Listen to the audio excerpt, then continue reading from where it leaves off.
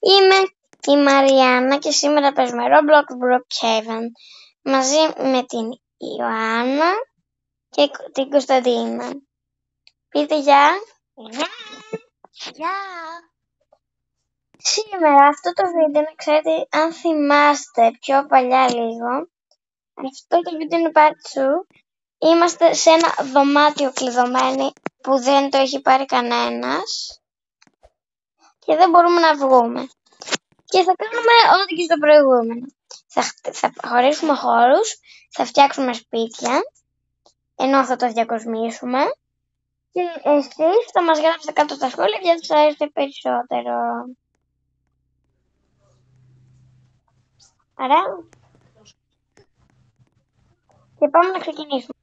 Λίγο πριν ξεκινήσουμε, επειδή θα μας πάρει πάρα πολύ ώρα, θα σας ξαναπάρω μόλις τα ολοκληρώσουμε, εντάξει.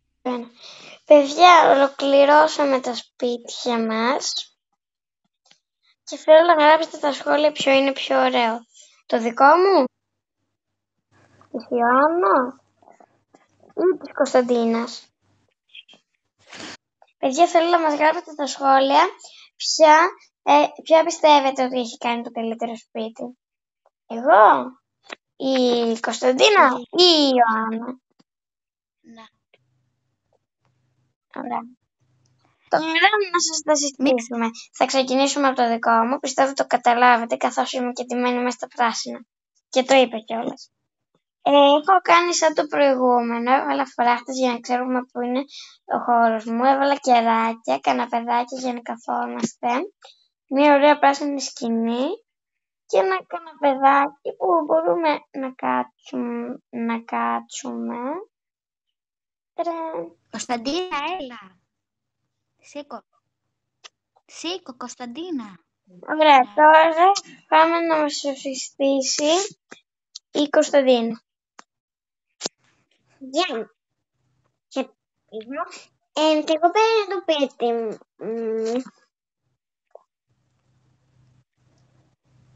Αυτό είναι ένα φωτάκι που φωτίζει το ταβάνι. Εγώ πέρα είναι κάτι λαμπάκια μπλε. Άμμος, καναπέζο, μια πισίνα, γιατί έχω δεχεί καλοκαιρινά.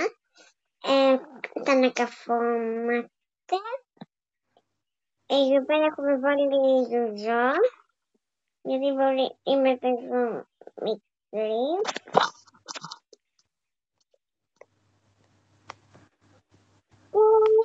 Δεν το πείτε μου. Έχουμε βάλει το εδώ πέρα. Και τέλος. Τώρα θα μας το παρουσιάσει η Ιωάννα. Ιωάννα, δείξε μας το σπίτι σου. Εδώ έχω ένα καναπεδάκι κάτω. Αλλά πάνω έχω και στο ταβάνι ένα και άλλο ένα. Εδώ έχω την πολυθρόνα μου για να κάθομαι, να βάφομαι και τίποτα άλλο το ενδιαφέρον. Το υπόλοιπο είναι σκέτος χώρος για να έχω να κάνω κολοτούμπες. Να. Γράψτε μας κάτω στα σχόλια. Και άμα σας άρεσε το βίντεο, κάντε μια εγγραφή, ένα like και μην ξεχάσετε να πατήσετε το κουδουνάκι για να μην χάνετε και άλλα τέτοια βίντεο. Και καλά στο επόμενο. Γεια!